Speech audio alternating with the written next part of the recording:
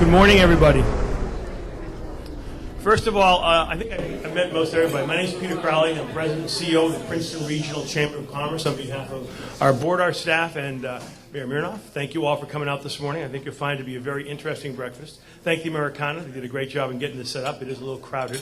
But I do want to take a quick second and just recognize some of the elected officials here. We are thrilled that Brian Hughes, our county executive, was able to come this morning. Brian, thank you. Give him a hand. I also want to recognize two of our assemblymen, Wayne D'Angelo, Assemblyman Wayne D'Angelo, Wayne, and Dan Benson, back in the power table back there. We have two of our freeholders here this morning, Pat Colavito, Pat, and Ann Cannon. Ann, thank you both for coming up there. We appreciate it. And we have the President and CEO of the Capital Region Minority Chamber of Commerce, Herb Ames. Herb, want to wave? Thank you. So we got a good group here this morning. Thank you all. I also want to thank our sponsors. Fulton Bank and Shishido have been fixtures in East Windsor since I lived in East Windsor, which is now almost 20 years ago. So I want to thank them very much for putting their effort behind supporting this and their time. And it is my pleasure, I want to move this along quickly, to introduce to you Mayor Janice Mirnoff. Janice, there. So good morning. And before I start, I'd like to just mention a few other people. We in East Windsor have always been very proud of our local team. We have with us this morning two of our members of council, Councilman Peter Yeager. Peter. And Councilman John Zoller. John. And I also want to mention we are co-hosting this event this morning, of course, with the Princeton Chamber and the Township and our Economic Development Committee. And I want to recognize the chair of the East Windsor Economic Development Committee, Michael Henderson.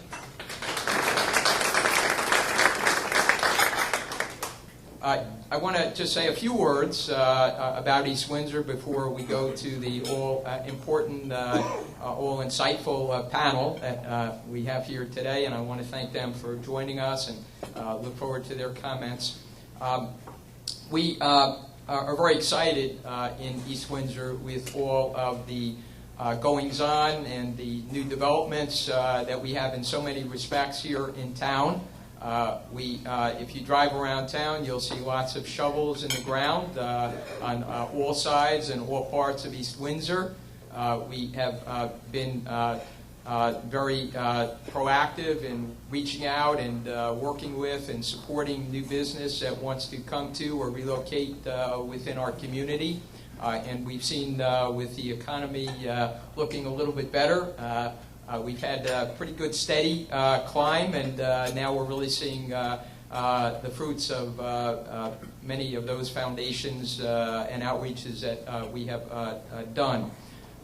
There's lots in East Windsor that should be attractive and desirable for new businesses, and hopefully some of that will be touched on. But you know, just the location itself, we're sitting here in the prime part of New Jersey. Smack dab in the center, if you look at a map, with tremendous access, tremendous visibility, available sites, and a great township, we think, to work with and support your efforts. We've set up a system in town that we believe is very user-friendly, provides good instruction, good support, and throughout the process, from the very beginning, through the planning process, and then through actual construction. So I think it's something you will hear from people who have done business here in town. We have lots going on, and I'm not going to outline it all, but you know, some of our major projects, we've got Aurobindo has come before the town to do a major new project. Shiseido is expanding. We've got a major redevelopment moving forward of our NL property, an adjacent site out at Wyckoff Mills Road. We've got new retail centers. The Promenade is coming back, Galleria, the shops at East Windsor, lots of activity at our existing centers, lots of activity along all of our major roadways. Just as an example, one of the things I get asked all the time, the Beacon Chevrolet, it has been purchased. There will be things becoming apparent there. So some of this is not quite to the surface, but lots of activity, lots of good things. The former MET building was transformed on 130, so a lot of good things, a lot of good signals, a lot of good directions. I am going to, again, thank you all for coming. I'm going to give it back to Peter in the panel, but I do want to also indicate I will be here throughout the event. And upon completion of the panel, there'll be a Q&A opportunity, and I will be happy to be a part of that. So once again, thank you. Thanks, Mayor. As always happens when you go through this, I did miss someone. I do want to recognize Kathleen Kish, who is the CEO of Einstein's Alley, which have signs right in the middle of East Windsor and all throughout our region. Thank you, Kathleen. It is my pleasure to now introduce Tim Loesch. Anyone who doesn't know Tim Loesch probably hasn't been around for a while. Tim has been a fixture in this region for a number of years through Yardville Bank, through Fulton Bank, and also I know Tim very nicely because Tim is the 2016 chair of the National Kidney Walk, which is held in Central New Jersey. I actually co-chaired it with his son last year, and Tim is chairing it this year. So, Tim, come on up and set the procedures going. Peter, thank you so much for those kind comments, and welcome today. On behalf of Fulton Bank, it's our pleasure to participate. East Windsor is a very important market for us in Central New Jersey. We've had a branch for many, many years. We've got a lot of customers, so we're very excited about being part of this panel today to talk about the opportunities in East Windsor. Our panel today consists of Carolyn Sicca from CBRE. I'm going to not read all the details of their biographies, if it's okay. They're extensive, and they are in your brochures. Our second panelist is Doug Twyman from Colliers International and Rich Zach from Advanced Realty. I think the common thread is all three of these folks work for, very impactful, strong, large real estate development companies. But the key thing is that they're local. They focus on the markets which they serve, so they bring the resources of very large companies to East Windsor on the ground, as we say. So we're going to kick off with some opening statements, we'll call them. Well, it's not a debate, it's a discussion. Got opening statements on the mind. So our first panelist is Rich Zach from Advanced Realty. Rich? In 2012, we had an opportunity to purchase the asset here on Route 130 and 571, where many of you probably know, where there was a former Superfresh supermarket. It was an old center, much vacancy. So we, in 2012, decided to purchase that center, and with the partnership with Mayor Mironov and the town of East Windsor, put a plan together to come and invest in East Windsor, and learning about, taking a lot of time to learn about the needs of the community. So throughout many years and a lot of planning, many of you may know right down the street what we've done there, and we can get into a little later, and we'll talk about some of our strategies involved in the redevelopment of that center. So our focus in East Windsor at Advanced Realty is typically centered around the retail market, specifically around the hub that's 571 and 130, which we believe that is one of the best intersections, not only in East Windsor, but in Mercer County.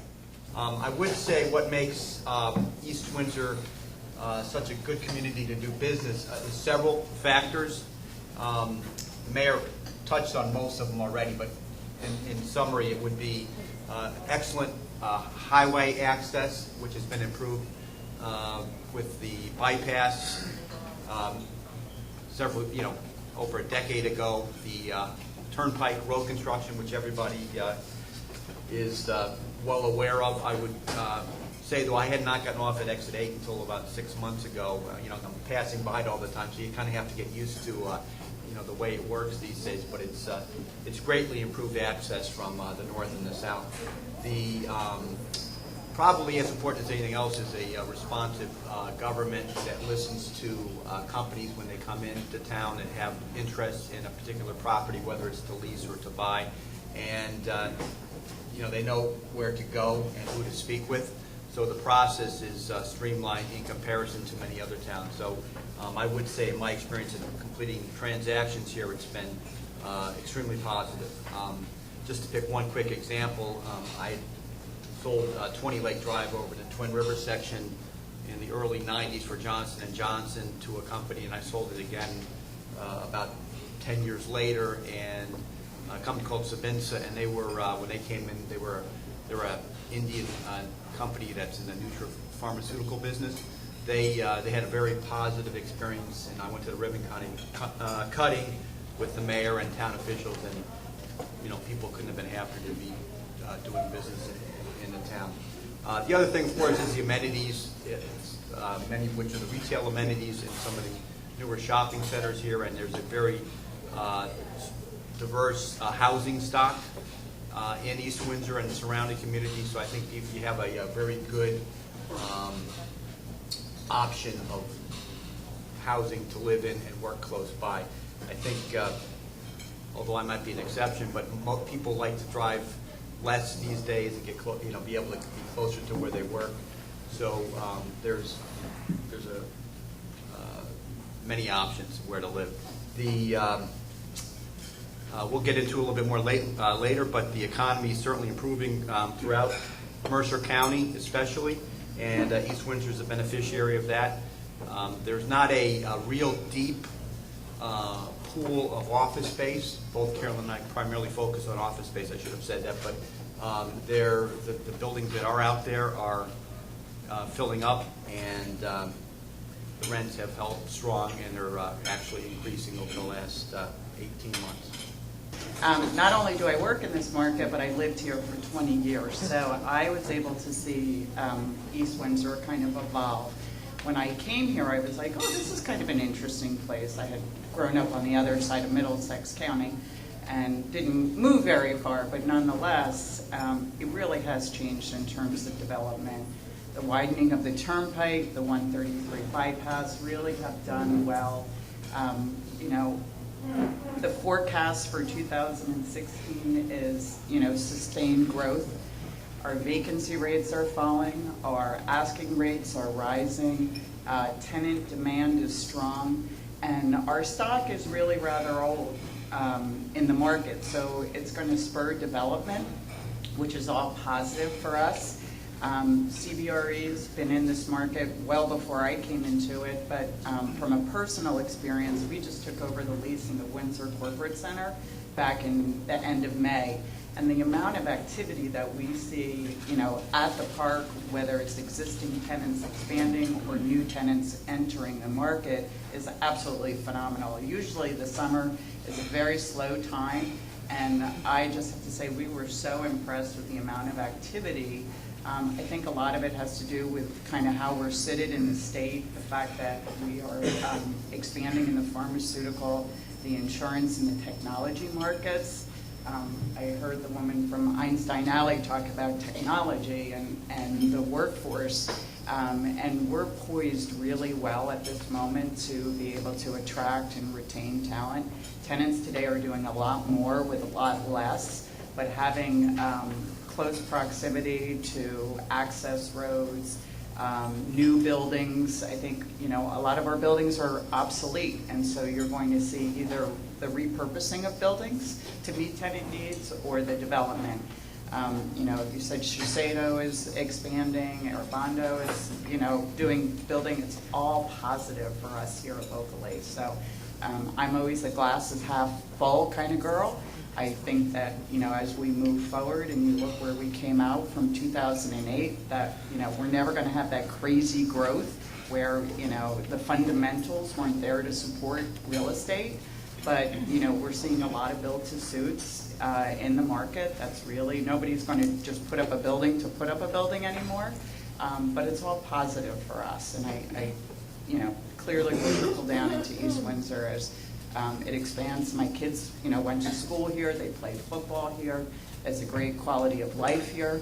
It's affordable, and it all bodes well for us.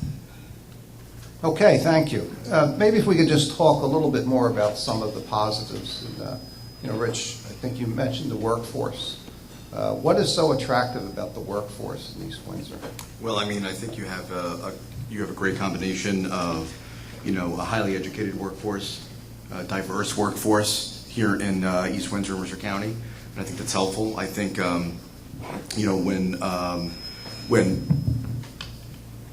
tenants come and they look at our market and they look at our assets and whether or not to move here, relocate here, expand here, they look at the workforce, they look at the labor pool.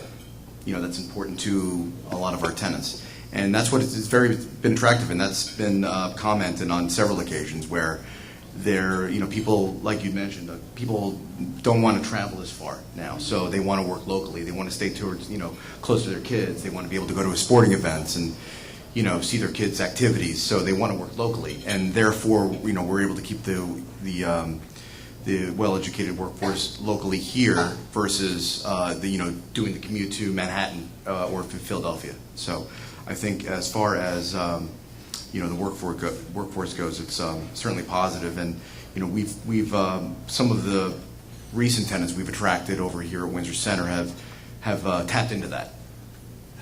So we've been very lucky. Doug, Carolyn, comments on the workforce? Well, if you just look around at our universities here, you've got Rutgers, you've got the College of New Jersey, you've got Mercer County, you've got Princeton. People that are here stay here tend to, and I think, you've got an educated workforce here. I think there are other areas that are getting very expensive, so people are forced to move east and north and west, and I think East Windsor's, poised to be the recipient of that. A strong public school system, of course, as well here in East Windsor. And it's very, you can get to Princeton University in 15 minutes off rush hour, and Mercer County College is 10 minutes from here. So I think, and of course, the great county park system and everything else that we have in the area. And it's developing, but it's also spread out at the same time. So you have good open space in East Windsor. How about some comments on New Jersey in general takes a lot of criticism about the costs of doing business. Comments on the costs in East Windsor and what's the balance? Well, I think that I agree. I think there's a lot of I think especially people that aren't from this area or looking outside looking in, tend to say maybe New Jersey is not business friendly, or your comments like that. I tend to remind people that our economic development has a lot of programs in place to entice people to come to New Jersey, and I think our lieutenant governor and some other, I won't get political, but people are trying to work on trying to get businesses from outside New Jersey, to come to New Jersey while incentivizing them. I think that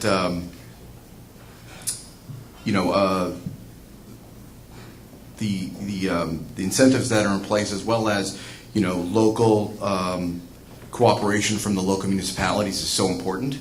I think when we came here and decided to do business in East Windsor, we really found that it was a cooperative effort with the municipality to go with a plan, decide what we want to do, partner with them, and we couldn't have found a more business-friendly type of environment than working with these folks here, and it really has worked out well for us. So I think that it's so important that municipalities and the private and the public sector just forge that relationship, because I think it's a win-win when it's done well.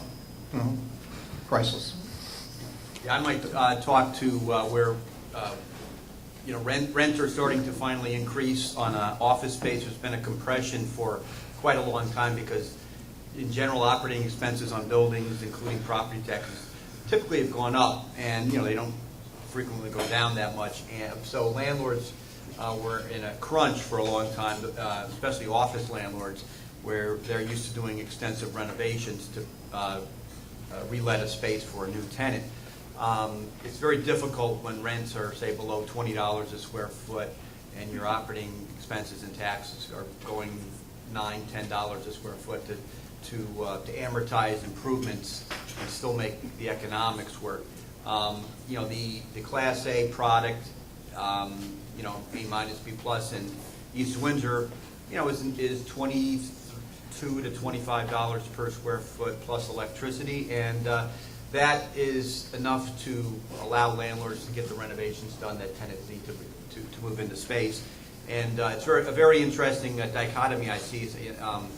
I don't know that East Windsor necessarily has a specific example, but surrounding towns where you have the B office market below $20 and the Class A market in excess of $30, and that's spurring new construction. So to the extent that the new construction in East Windsor primarily for corporate office users is expansions on their own campus by and large.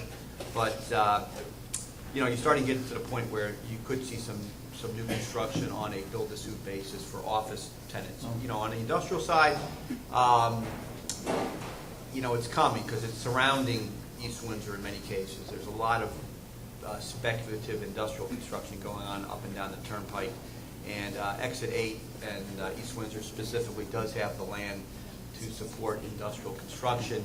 And I know there's several corporations looking at relocating, and East Windsor's got the infrastructure to accommodate them. Now, specifically in the office space, were you talking about Class A and B? Yes, yeah. What you find, and Carolyn touched upon it, is we don't really get involved in the C market too much, and tenants are just generally not looking at that type of building. Sure. So they are landlords are shrewd, Advanced being a great example, and they're repurposing buildings. Sometimes it's new construction, but frequently it's taking an older building and renovating it and giving it a facelift, new mechanical systems, new structural infrastructure, and then they can achieve much higher rents if they have the capital to do the renovation. Sure. Carol? I think the millennials are really forcing the way companies look at real estate right now. They want a lot of freedom and flexibility with work hours. They want creative spaces. So, that the old days of, 250 square feet per person is long gone. We don't get that. Well, our office just, really tell me about it. So my office is up in East Brunswick, but I kind of float all around, and I usually say it's my car. But we're going to a workplace strategy. So I'm going to be sitting at a cube. It won't have pictures of my children. I can pop in. The amount of money that they're going to be spending on technology is incredible with the dual screens, the laptops, etc. So I think that that is kind of forcing development. It will clearly drive rents because those buildings don't exist. I think it's about 120 square feet per person when you consider flow within office space, and in order to retain and attract employees, that's really what you're going to see out in the market. So you will see a increase in rental rates because those buildings have to be built and or repurposed. I would say if you're in a non-urban location where people are taking public transportation, East Windsor being a suburban location, the buildings absolutely have to have adequate parking, and that's becoming an issue. And I think, generally speaking, most of the buildings that we're involved with do have adequate parking to accommodate more people being worked, in the absence of extensive public transportation. It was sort of mentioned in passing about residential development, the need. I mean, certainly East Windsor is home to some multifamily, Twin Rivers and the others have been around for years and years. What's your vision for that going in the next 10, 20 years? It's amazing. Every time I turn a corner, there's a new development going up, and the houses get bigger and bigger and bigger. And so, it's a great place to live, and the access is incredible. So I think that we will continue to see residential development. Yeah, I neglected to say, I've lived in East Windsor myself early in my career, and it's a good experience, but I've seen like Carolyn said, dramatic increase in development. Of course, a lot of that goes with having adequate sewer capacity and the zoning to support residential construction. But I think it's been done in an intelligent manner, and again, it's diverse housing stock as well. And the amenities have improved dramatically, with the opportunity to shop. You don't necessarily have to go to Route 1 or, Freehold Mall or whatnot. You can find it right here at home in East Windsor. Yeah, I think a lot of people, you talk about the millennials, and you read so much about it, and the research we're seeing is a lot of live, work, play. It's regardless if it's in an urban setting or suburban, like here in East Windsor. The younger generation coming into the workforce want to they want it all, right? So of course, but they want to they want to live here. They want to have their parks. They want to they want to be able to go out. They want to be able to ride their bikes. They want parks that are interconnected. So you have a network of riding paths or running paths. So that's going to get continually more important, I think, as this workforce becomes more and more grows and works up the ladder over the next 5 to 10 years. I think we're going to see a lot more of that, or the need for that more as well. Could you talk a little bit more? I mean, it's so easy to say, oh, the transportation network's good. I mean, what specifically is attractive to it? Well, access is critical as employers look at a place to be.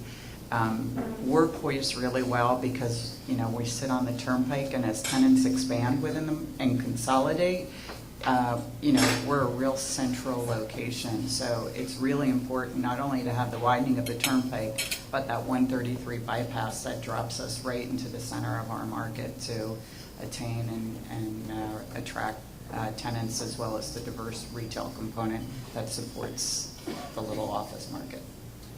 Yeah, I would say as well as East Windsor is doing that, I don't really encounter personally, and I come through here every day, whether I'm showing a property in East Windsor or nearby, I don't really encounter terrible traffic congestion like you find in other corridors. Route 130 moves along, in my experience in this stretch, pretty good.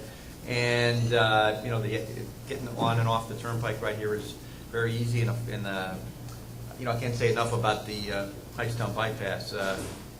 It's just made it really easy to get around and through. I mean, getting to come through downtown Hightstown is still not that bad, but it's really greatly improved. And the local roads, it seems like they flow pretty well.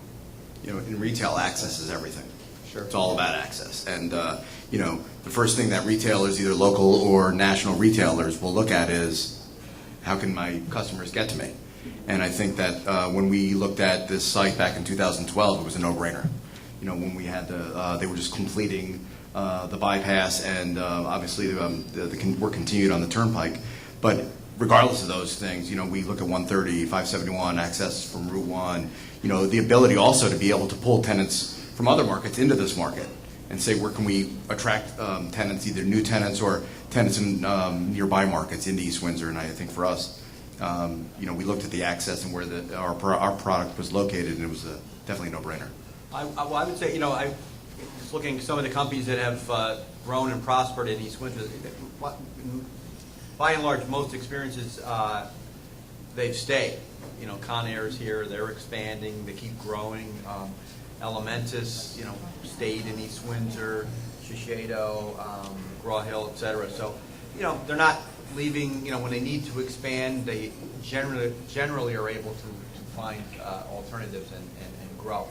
And, there are sites available, with infrastructure, utilities, and so forth, zoned properly, that people could come to and build relatively soon. Tenants are pretty demanding these days. They're sophisticated, whether they're, talking to generally when they're talking to a broker like our firms or another firm, they know what they want, and it's important that, Vance owns a lot of office stock too, so they have to be responsive, and because you're going to lose a tenant if you don't upgrade and maintain your facility. Do many come to you with a preconceived notion of what East Windsor is about? Or is it an educational challenge for you? It actually depends whether they know New Jersey or not. If they don't know New Jersey, then there's a little bit of an education. If they've been here and they live here, then it's fairly seamless. I do want to again thank our sponsors, Fulton Bank and Shiseido, for putting some capital behind this and making it what I think is a great morning breakfast. I also just want to thank Sound Choice Disc Jockeys. They do all the speaking here and all the microphones for us all the time, so I really appreciate what you guys do. Give them a hand, too. While we bring up got a couple of door prizes, I guess mention a couple events coming up. Our October lunch, if you had a chance, last week we had the healthcare symposium for the region. It was really very successful. We have Dr. Stephen Klasko, who's the president and CEO of Thomas Jefferson University and Jefferson Health Systems. A lot of change going on in the healthcare industry. You all know that. But next Thursday, you'll hear sort of from one of the leaders in this region of what's going on as how all these hospitals are looking at what they do next and what the next 5 or 10 years look like. Second of all, our Real Estate Business Alliance breakfast is on Tuesday, October 15th. Money to lend or not to lend. Where's capital coming from to invest both in real estate as well as other areas, because that is going to be a challenge as we go into 2016 in some areas. And lastly, on October 16th, the New Jersey Conference for Women. Our Women in Business Alliance is sponsoring that. It's going to be at the Westin. There are already 400 attendees registered. It will close at 500, so if you haven't already registered for that, please do. I do want to thank the Mayor for the partnership with the Princeton Regional Chamber. We appreciate it very much. Tim, the panelists, everybody, thank you all for coming out. Thank you for having a great East Windsor morning, and we'll talk to you all later. Thank you.